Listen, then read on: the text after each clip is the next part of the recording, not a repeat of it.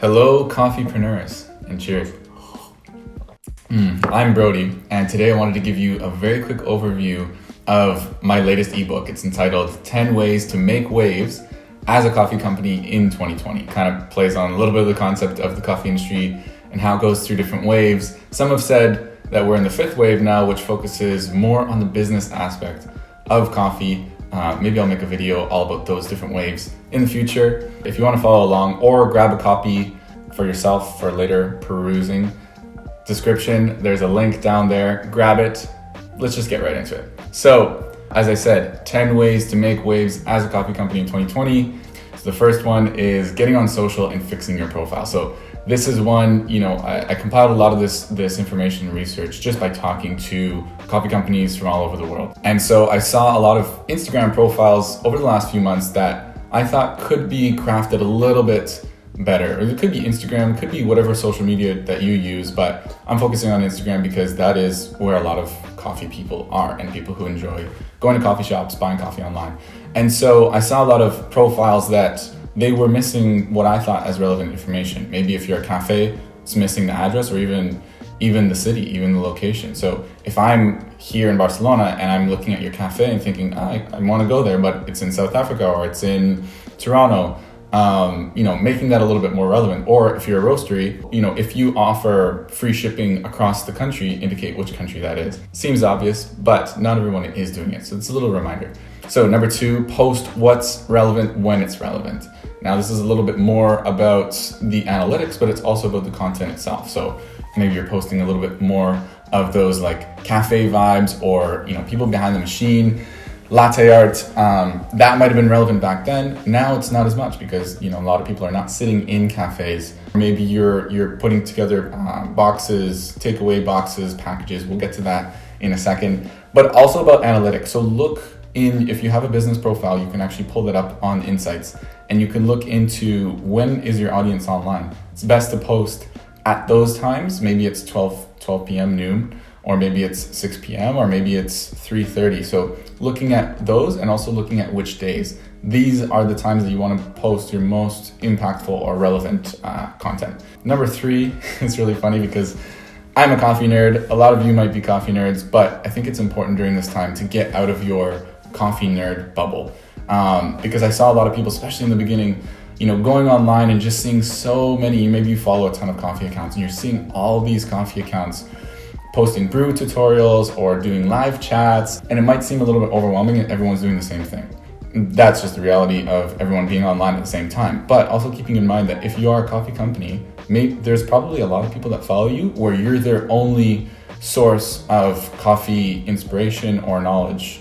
They don't follow any other coffee people. So keep that in mind as well. Even though it seems overwhelming from what you see, we're all living in digital bubbles these days. So just keep posting what is true to you, what you really want to share with your audience, keeping in mind you might be their only hope, let's say, their only coffee inspiration. Now, number 4 is one that I added in this time, and it is all about hiring for diversity. So depends on your business, where you're located, how many employees that you have, if you have employees. What I wanted to kind of demonstrate here is not about filling a quota. I know a lot of people are saying, having a diverse workforce or workplace is nice, but I just want to hire whoever's best for the job. I don't look at anything else. So I have put in 3 resources in this ebook. Obviously there are a ton more, but the ones, 3 that I felt were relevant was Glassdoor posted something about how ethnic and gender diversity in a workplace can actually add a lot of value in terms of productivity, innovation, and even profitability. So just keeping that in mind while you're hiring as well. It's not just about the one who maybe demonstrates the best skills on the resume. There might be other factors, and that you'll only get to know by getting to know people and having these conversations. Umeko, she wrote an article. You may know her from Instagram. She puts out some amazing content located in the States and wrote a really very in-depth article, and it's on the Earnex website. So I left the link in there. Maybe you know Earnex. They're also a coffee-related company, but it's all about addressing anti-blackness in the coffee industry. So very relevant now, very relevant for many years in the past, but I think it's something that we can really dig into, continue to dig into as we move forward into 2021. So there's some great articles there. So let's get into number 5. Go into e-commerce and potentially pivot your business model. So if you're a coffee shop, business model, sell coffee to the people coming in. Or if you're a roastery, sell coffee bags to cafes or online. There's many business models, but one thing that I was very inspired by was just seeing even cafes focus more on their retail program. So retail meaning selling bags of coffee off the shelf, selling it, diversifying maybe your local community. Maybe there's not a lot of specialty roasters around, bringing in different roasters from around your country or maybe neighboring countries or around the world to be able to offer something a little bit different. Gift boxes, maybe you're a cafe and you have a bunch of things on the shelf, putting that together and offering that as a package for people where they can have a little, let's say your cafe is called Third Wave Cafe, and they're gonna have a little third wave day at home, because they can't come in and visit you in person. Another one, which is really interesting, also borrowed from chocolate, is coffee advent calendar. So I've seen a few roasteries doing this, not a lot. So it is interesting if maybe you don't have 12 different coffees to put in there, maybe mix it up, put some teas in there, put some, maybe a hot chocolate mix, but like something unique where each one can tell a different story and people can enjoy that day after day. Number 6, offer value to your audience. So I think that, you can provide some of this information just to intrigue people and keep them excited about coming to visit you when you do reopen. So I offered some tips in here of how you can potentially do that. Number 7, going virtual. We've seen a lot of examples of that. And another one that I included here was for San Coffee Room. So San Coffee Room, if you don't know about it, it is my coffee studio. We do creative projects. Not going to get into that so much here, but we did recently release and launch a coffeepreneur mastermind group. So this is a great place for coffeepreneurs and coffee professionals to come together, share ideas, support each other, and get into each other's businesses over a set period of time. So gaining momentum together. So that was something that's been going very well. If you want to get in, this is a little plug for San Coffee Room, but I'll leave the link down in the description for the waiting list. So we'd love to have you there if you are 100% motivated to take your business to the next level.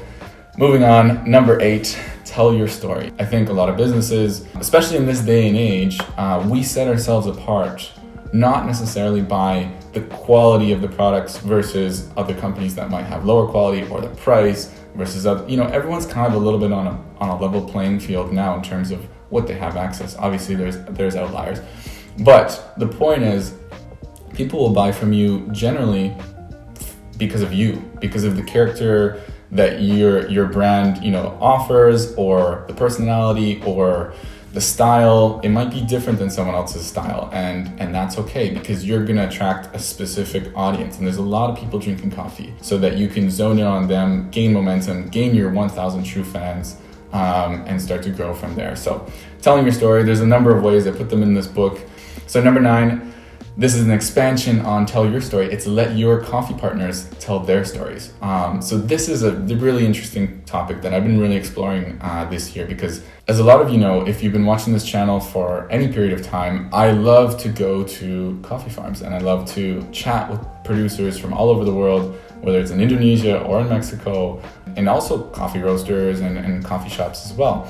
But for a long time, this storytelling aspect has kind of been reserved for the importers and the roasters to be able to share with their consumers. And I think that was an awesome period of time where we could, demonstrate to the consumer, hey, look, this brown liquid, it comes from some place. It comes from, there's a big long process behind it, and there's people's hands that are touching it and producing it. But I think especially now with technology in this day and age, in 2020, it really takes a matter of seconds for you to be able to find a lot of coffee farmers, producers, cafes from all around the world as well, in producing countries.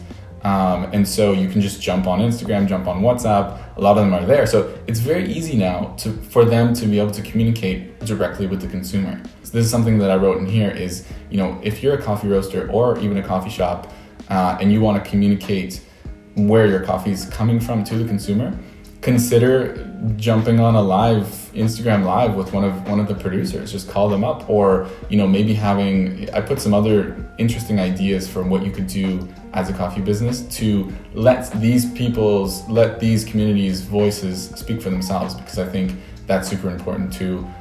Everyone brings a different perspective to the story that they're telling.